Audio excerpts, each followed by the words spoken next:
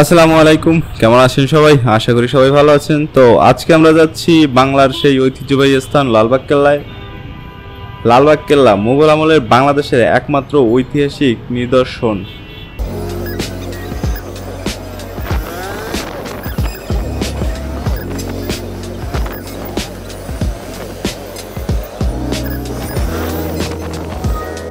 এই লালবাগ কেল্লায় একই সাথে ব্যবহার করা হয়েছে কষ্টি পাথর, মার্বেল পাথর আর রং বেরঙের টালি। লালবাগ কেল্লা ছাড়া বাংলাদেশে আর কোনো ঐতিহাসিক নিদর্শনে এমন কিছু সংমিশ্রণ পাওয়া যায়নি। প্রায় প্রতিদিনই হাজারো দেশি বিদেশি দর্শনার্থীর পদচারণায় মুখরিত হয় এই লালবাগ কেল্লা। একদম শুরুর দিকেই এই কেল্লার নাম ছিল কেল্লা আওরঙ্গাবাদ। এই লালবাগ কেল্লার নির্মাণ কাজ শুরু হয় 1678 সালের দিকে। তৎকালীন মুঘল সম্রাট আজম শাহ এর নির্মাণ কাজ শুরু করেন। যদিও আজম শাহ খুব কম সময়ের জন্যই মুঘল সম্রাট হিসেবে ছিলেন, তবুও তার অল্প সময়ের মধ্যে তিনি তার এই অসাধারণ কাজটি শুরু করেন। উল্লেখ্য, আজম শাহ ছিলেন মুঘল সম্রাট আওরঙ্গজেব এর পুত্র আর সম্রাট শাহজাহানের নাতি, যিনি তাজমহল তৈরির জন্য বিশ্ব মহলে ব্যাপক সমাদৃত। এই দুর্গের নির্মাণ কাজ শুরু হওয়ার প্রায় 1 বছরের মাথায় তার বাবার ডাকে তাকে দিল্লি চলে যেতে হয়, সেখানকার মারাঠা বিদ্রোহ দমন করবার জন্য। সম্রাট আজম শাহ চলে যাওয়ার পর দুর্গ নির্মাণের কাজ সাময়িকভাবে বন্ধ হয়ে যায়। তখন ওই দুর্গ নির্মাণের কাজ আদৌ সম্পন্ন হবে কিনা তা নিয়ে সংশয় দেখা দেয়। কিন্তু সকল জল্পনা কল্পনার অবসান ঘটিয়ে তৎকালীন নবাব শায়েস্তা খাঁ পুনরায় লালবাগ কেল্লার নির্মাণ কাজ শুরু করে দেন। কাজ থেমে যাওয়ার প্রায় 1 বছর পর পুরোদমে আবার এই দুর্গের কাজ শুরু হয়। তবে শায়েস্তা খাঁ পুনরায় কাজ শুরু করার প্রায় 4 বছরের মাথায় দুর্গের নির্মাণ কাজ আবারও বন্ধ হয়ে যায়। এরপর দুর্গটি নির্মাণ কাজ আর শুরু হয়নি। নবাব শায়েস্তা খাঁ এর মেয়ে পরিবিবি মারা যাওয়ার কারণেই মূলত শায়েস্তা খাঁ লালবাগ কেল্লা নির্মাণ কাজ বন্ধ করে দেন। পরিবিবির মৃত্যুর পরে সবার মধ্যে দুর্গটি সম্পর্কে বিদ্রূপ ধারণা জন্ম নেয়। সবাই দুর্গটিকে অপয়া ভাবতে শুরু করে। পরিবিবির মৃত্যুর পর তাকে লালবাগ দুর্গের মাঝে সমাহিত করা হয়, আর এরপর থেকেই একে পরিবিবির সমাধি নামে আখ্যায়িত করা হয়। আমি আছি এখন পরিবিবির সমাধির সামনে। তো এই সোজা দেখতে পাচ্ছেন, এখানটাতে যদি দেখা যায়, ওই ছোট্ট করে দেখা যায়, একটু জুম করলে আসলে দেখা যায়, এটা হচ্ছে পরিবিবির সমাধি। এখানেই সুবেদার শায়েস্তা খানের প্রিয় কন্যা পরিবিবিকে সমাহিত করা হয় এবং তার সমাধি এটা।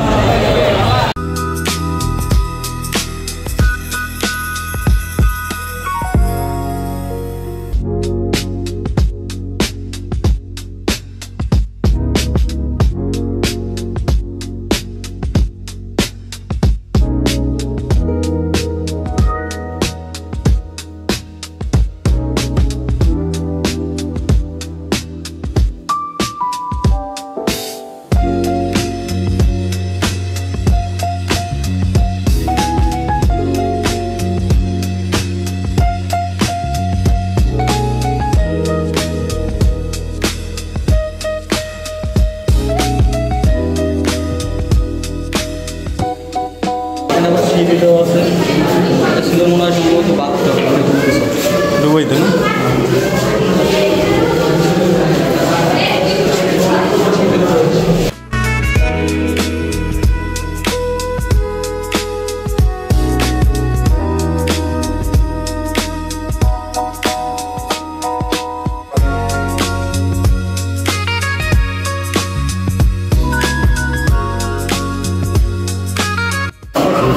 পরিবিবির সমাজের মধ্যে দুটি সিঁড়ির উপরে পর্যটকরা আসলে নিজের একটি সিঁড়ির উপর আমি এখন বসা আছি, উপরে উঠছি না, কারণ এখানে নিষেধাজ্ঞা চলছে। আমি শহরে মানুষ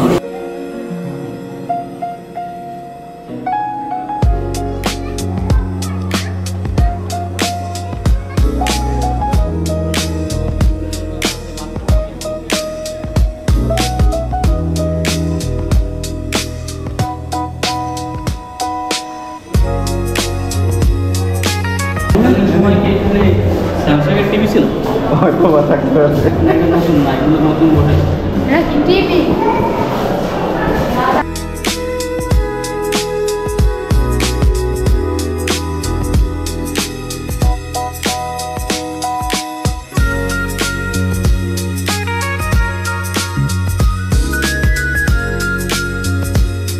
আমি এই মুহূর্তে যেখানটাইতে দাঁড়িয়ে আছি সেটা হচ্ছে লালবাগ কেল্লার মধ্যে যে মসজিদ, যেখানে আসলে ধর্মীয় ইবাদত করা হয়। ইসলাম ধর্মের যেই ফরজ বিধান নামাজ, যে নামাজ আদায় করা হয় সেই মসজিদটা আসলে আমার সামনে এখন দেখতে পাচ্ছি। তৎকালীন সময় নির্মিত, সুবেদার শায়েস্তা খানের আমলে, মোগল সম্রাটের আমলে নির্মিত এই মসজিদ, এবং মসজিদের কারুকার্যগুলো বেশ সুন্দর। মসজিদের যে মিনারগুলো, 3টি মিনার দেওয়া আছে মসজিদে, তৎকালীন সময়ের তৈরি এবং খুব সুন্দর। এখানে এখনও পর্যটকরা আসে এবং অনেকে নামাজ পড়ে। এই লালবাগ কেল্লায় প্রবেশের টিকিট মূল্য 30 টাকা করে।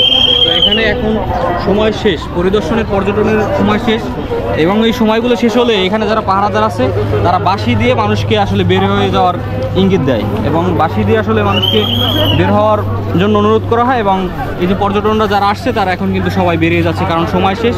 আজকের দিন পর্যন্ত, আগে ছিল 5টা, এখন যেহেতু দিন বড় হয়েছে এখন 6টা পর্যন্ত এখানে পর্যটনের সময়। 6টার পর আপনি এখানে আর 1 মিনিটও থাকতে পারবেন না।